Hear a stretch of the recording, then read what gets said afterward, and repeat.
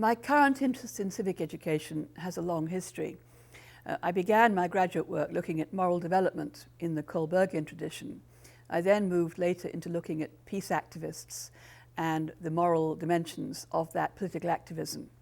And now I've become interested in what makes a good citizen and how the school can contribute to creating competent citizens in the 21st century.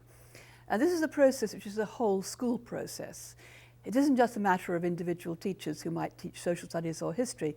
To create a competent citizen takes a whole school, basically. And the work that I've been doing has been focusing on the various dimensions of what a citizen is, not narrowly on voting behaviour. There's a huge moral panic in a number of countries about the fact that young people don't vote. It's not just in America, it's also in Europe. Young people's voting behaviour has been declining over the last couple of decades, except, of course, last November when it picked up again. But whether that's a temporary blip or whether it's a more permanent change, we don't know yet.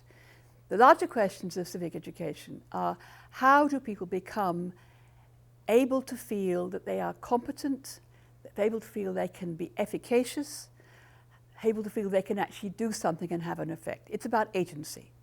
How do you get young people to have that sense of agency? It's also about identity. Being a good citizen, a competent citizen, is about feeling that one is that kind of person. One is a person who is going to be effective, to take part, to participate, to help. It's also about feeling that one has access to the cultural stories that make citizenship and participation important. If you're from a particular social group who are alienated or deprived, your response is quite likely to be much less positive than if you come from a background where, on the whole, things work for your social class or ethnic group. I've been working on the idea that there are really three different dimensions to civic participation. There is the voting dimension. It's all about conventional participation. Voting, taking part in party activities, collecting money, getting support for candidates, that kind of general conventional participation, the thing that people are worrying about. But also, equally important, is making one's voice heard.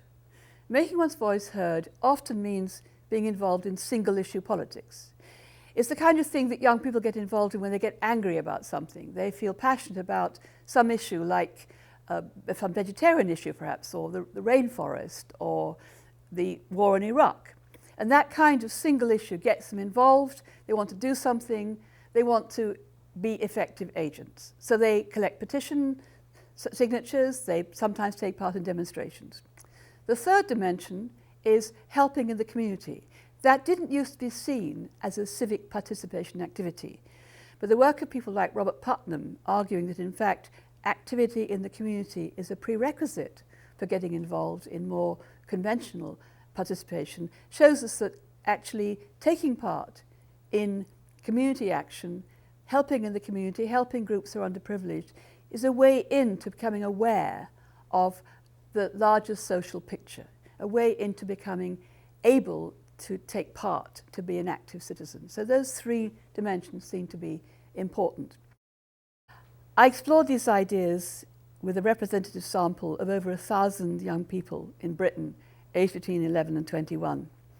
We asked them about recent civic activities. We asked them about what concerned them in the social and political domain. We asked them about what a good citizen was.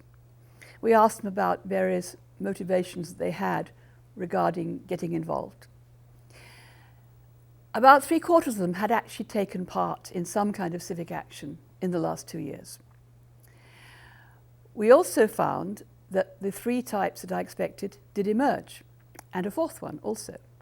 We found young people who were involved in conventional participation, would want to vote in elections, but actually most of these young people in that group hadn't taken part in recent action.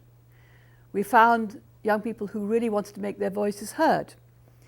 They cared about making their voices heard as a principle.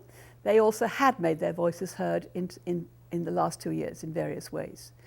They were often very concerned about single issues, like the Iraq War, or boycotting products they didn't approve of. or protesting about various things in the social and political world.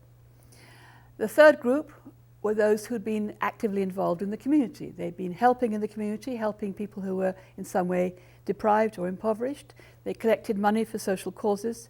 They cared passionately about helping in the community. They thought it was an important part of being a good citizen. They also were a group who actually cared most about the environment, and they had participated in these activities in the last 2 years. We also found a fourth group, which slightly surprised me. We called these active monitors. They hadn't been involved in recent action, though they expected to be involved in the future. But they were very active in talking about news and social issues and current affairs with their family and friends, in listening to the radio and reading newspapers and watching television. And they were very concerned to keep their attention on what was going on and to be aware of what was happening in the world around them. So we have these four groups emerging. One of the interesting findings of the study, one of the most powerful findings, was that one question we asked predicted almost everything else. And that one question was, I am often upset by events in the news. And that single item was the strongest predictor of action and also having a strong level of social concern on these various issues on which they might like to influence the government. Now, the implications of this for education are really quite considerable. We need to think not only about providing young people with civic knowledge, that's important. We need to think about providing young people with the facility to give them a sense of agency, to make them feel they can be efficacious citizens, to get them involved practically in things that are within their domain, that they can actually do something and have an effect. We need to give them the opportunity to act out being a citizen while they're still in high school.